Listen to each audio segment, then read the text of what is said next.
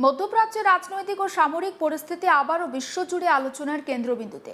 একদিকে আমেরিকা, অন্যদিকে ইরান। দু দেশের মধ্যে দীর্ঘদিনের টানাপোড়েন, নিষেধাজ্ঞা, সামরিক উত্তেজনা এবং কূটনৈতিক সংঘাতের ইতিহাসের মধ্যে এবার সামনে এসেছে যুদ্ধবিরতির মেয়াদ বাড়ানোর প্রশ্ন।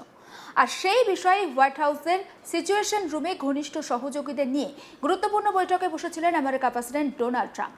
তবে দীর্ঘ আলোচনার পরেও কোনো চূড়ান্ত সিদ্ধান্তে পৌঁছানো যায়নি বলে জানিয়েছে হোয়াইট হাউস। ফলে নতুন করে জল্পনা শুরু হয়েছে আন্তর্জাতিক মহলে। যুদ্ধবিরতির মেয়াদ কি বাড়বে, নাকি আবারও সংঘর্ষের পথে হাঁটবে দুই দেশ? সেই প্রশ্নই এখন ঘুরপাক খাচ্ছে কূটনৈতিক মহল থেকে শুরু করে আন্তর্জাতিক সংবাদ মাধ্যমে। বিশ্ব রাজনীতিতে ইরান এবং আমেরিকার সম্পর্ক বারবারই অত্যন্ত জটিল। কয়েক দশক ধরে দু দেশের মধ্যে নানা বিষয়কে কেন্দ্র করে মতবিরোধ চলে এসেছে। কখনো পরমাণু কর্মসূচি, কখনো অর্থনৈতিক নিষেধাজ্ঞা, কখনো আবার মধ্যপ্রাচ্যে প্রভাব বিস্তার নিয়ে সংঘাত। আর সেই দীর্ঘ উত্তেজনার প্রেক্ষাপটে সম্প্রতি দুই দেশের মধ্যে একটি অস্থায়ী যুদ্ধবিরতি কার্যকর হয়েছিল। গত এপ্রিল মাসের শুরুতে কার্যকর হওয়া সেই যুদ্ধবিরতি আন্তর্জাতিক স্তরে অনেকটাই স্বস্তি এনে দিয়েছে। কারণ যুদ্ধ পরিস্থিতি আরও তীব্র হলে শুধু মধ্যপ্রাচ্য নয়, গোটা বিশ্বের অর্থনীতি, জ্বালানি বাজার এবং নিরাপত্তা পরিস্থিতির ওপর তার প্রভাব পড়তে পারত। বিশেষ করে তেলের বাজারে অস্থিরতা তৈরি হওয়ার একটা আশঙ্কা ছিল। আর সেই কারণে যুদ্ধবিরতির মেয়াদ বাড়ানোর বিষয়টি এখন অত্যন্ত গুরুত্বপূর্ণ হয়ে উঠেছে। শুক্রবার রাতে হোয়াইট হাউসের সিচুয়েশন রুমে অনুষ্ঠিত বৈঠকের আগে ডোনাল্ড ট্রাম্প নিজেই জানিয়েছিলেন যে এই বৈঠকে তিনি একটি নতুন প্রস্তাব নিয়ে চূড়ান্ত সিদ্ধান্ত নিতে পারেন। সেই প্রস্তাব অনুযায়ী বর্তমানে কার্যকর থাকা যুদ্ধবিরতির মেয়াদ আরও 60 দিন বাড়ানো হতে পারে। বিশ্লেষকদের মতেই অতিরিক্ত 60 দিন শুধুমাত্র দু দেশের মধ্যে আরও আলোচনার সুযোগ তৈরি করে দিতে পারে। কূটনৈতিক সমাধানের সম্ভাবনাও জোরদার হতে পারে। তবে সেই সম্ভাবনা কতটা বাস্তবায়িত হবে তা অনেকটা নির্ভর করছে ইরানের অবস্থানের ওপর। হোয়াইট হাউস সূত্রে খবর, বৈঠকে বিভিন্ন দিক নিয়ে দীর্ঘ আলোচনা হয়। নিরাপত্তা পরিস্থিতি, সামরিক প্রস্তুতি, অর্থনৈতিক নিষেধাজ্ঞা, জ্বালানি সরবরাহ ব্যবস্থা এবং আন্তর্জাতিক প্রতিক্রিয়া সহ একাধিক বিষয়ে পর্যালোচনা করা হয়। কিন্তু শেষ পর্যন্ত কোনো সিদ্ধান্ত ঘোষণা করা হয়নি। ডোনাল্ড ট্রাম্প বৈঠকের পর প্রকাশ্যে কোনো মন্তব্য করেননি। তবে তার প্রশাসনের বিভিন্ন সূত্র থেকে ইঙ্গিত পাওয়া যাচ্ছে যে আলোচনার দরজা এখনও খোলা রয়েছে। একই সঙ্গে প্রয়োজনে কঠোর পদক্ষেপ নেওয়ার সম্ভাবনাও উড়িয়ে দেওয়া হচ্ছে না। এদিকে শনিবার আমেরিকার প্রতিরক্ষা সচিব পিট হেগসেথ একটি গুরুত্বপূর্ণ মন্তব্য করেন। তিনি স্পষ্ট ভাষায় জানান, যদি যুদ্ধবিরতির মেয়াদ বাড়ানো নিয়ে কোনো সমঝোতা না হয়, তাহলে আবারও ইরানের বিরুদ্ধে সামরিক অভিযান শুরু করা হতে পারে। পিট হেগসেথের এই মন্তব্য আন্তর্জাতিক মহলে যথেষ্ট তাৎপর্যপূর্ণ বলে মনে করা হচ্ছে। কারণ এটি ইঙ্গিত করছে যে আমেরিকা একদিকে কূটনৈতিক আলোচনার পথ খোলা রাখলেও অন্যদিকে সামরিক বিকল্পও প্রস্তুত রাখছে। তবে উল্লেখযোগ্য বিষয় হলো, এই মন্তব্য করার সময় পিট হেগসেথ ওয়াশিংটনে ছিলেন না। তিনি বর্তমানে সিঙ্গাপুরে রয়েছেন। সেখানে অনুষ্ঠিত আন্তর্জাতিক নিরাপত্তা সম্মেলন শাংগ্রি-লা ডায়ালগে যোগ দিতে তিনি সেখানে গিয়েছেন। বিশ্বের বিভিন্ন দেশে প্রতিরক্ষামন্ত্রী, সামরিক বিশেষজ্ঞ এবং কৌশলগত বিশ্লেষকদের উপস্থিতিতে অনুষ্ঠিত এই সম্মেলনে হেগসেথের মন্তব্য বিশেষ গুরুত্ব পেয়েছে। কারণ আন্তর্জাতিক মঞ্চে দাঁড়িয়ে তিনি কার্যত আমেরিকার কঠোর অবস্থানের ইঙ্গিত দিয়েছেন। এবার আসা যাক সেই শর্তগুলোর কথায়, যেগুলো নিয়ে বর্তমানে সবথেকে বেশি বিতর্ক তৈরি হয়েছে। যুদ্ধবিরতির মেয়াদ বাড়ানোর জন্য ডোনাল্ড ট্রাম্প ইরানের সামনে দুটি প্রধান শর্ত রেখেছেন বলে জানা গিয়েছে। প্রথম শর্তটি জড়িত হরমুজ প্রণালীকে কেন্দ্র করে। হরমুজ প্রণালী বিশ্বের অন্যতম গুরুত্বপূর্ণ সামুদ্রিক বাণিজ্য পথ।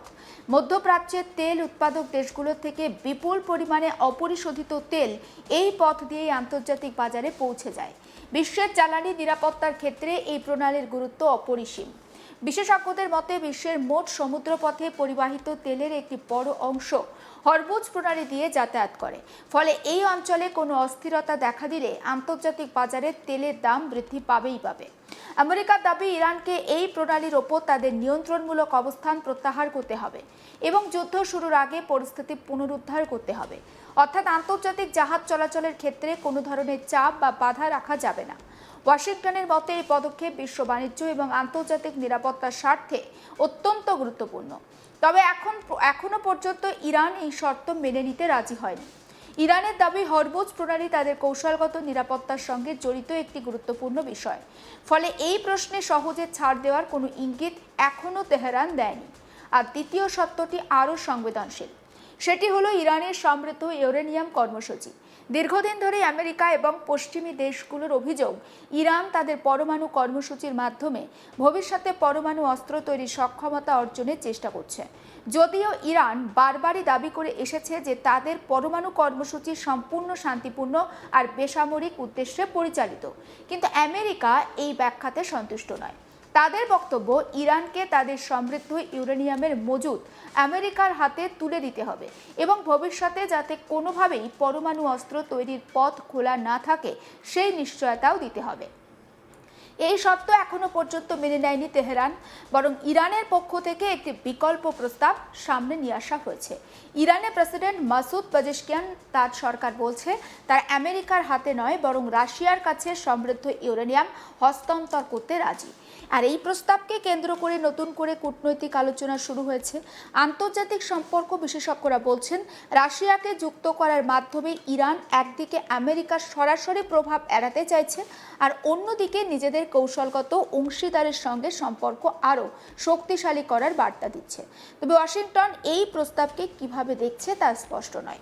অন্যদিকে আমেরিকার অর্থ সচিব স্কট বেসেন্টো এই প্রসঙ্গে একটি মন্তব্য করেছেন। তিনি বলছেন, যদি ইরান হরমুজ প্রণালী থেকে তাদের নিয়ন্ত্রণমূলক অবস্থান সরিয়ে নেয় এবং আন্তর্জাতিক জাহাজ চলাচল স্বাভাবিক করে, তাহলে আমেরিকাও ধাপে ধাপে ইরানি জাহাজের ওপর তাদের আরোপিত কিছু অবরোধ প্রত্যাহার করতে পারে। এই বক্তব্যকে অনেকেই একটি সম্ভাব্য সমঝোতার ইঙ্গিত হিসাবে দেখছেন, কারণ দীর্ঘদিনের অর্থনৈতিক নিষেধাজ্ঞার ফলে ইরানের অর্থনীতি একটা চাপের মুখে।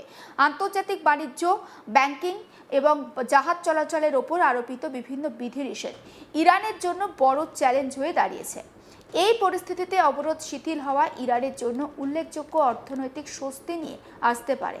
তবে প্রশ্ন হলো, এই বিনিময়ে তেহরান কতটা ছাড় দিতে প্রস্তুত? এই মুহূর্তে সেই উত্তর এখনো স্পষ্ট নয়। আন্তর্জাতিক বিশ্লেষকদের মতে বর্তমান পরিস্থিতি অত্যন্ত স্পর্শকাতর। একদিকে আমেরিকা তাদের নিরাপত্তা এবং কৌশলগত স্বার্থ রক্ষার কথা বলছে, অন্যদিকে ইরানও তাদের সার্বভৌমত্ব এবং জাতীয় নিরাপত্তার প্রশ্নে কঠোর অবস্থান বজায় রেখেছে। ফলে দুপক্ষের মধ্যে সমঝোতা সহজ হবে না বলেই মনে করা হচ্ছে। বিশ্বের বড় বড় শক্তিধর দেশগুলোও তাই পরিস্থিতির ওপর নজর রাখছে। ইউরোপীয় দেশগুলো চাইছে আলোচনার মাধ্যমে সমস্যার সমাধান হোক, কারণ নতুন করে যুদ্ধ শুরু হলে তার প্রভাব অর্থনীতির ওপরে পড়বে।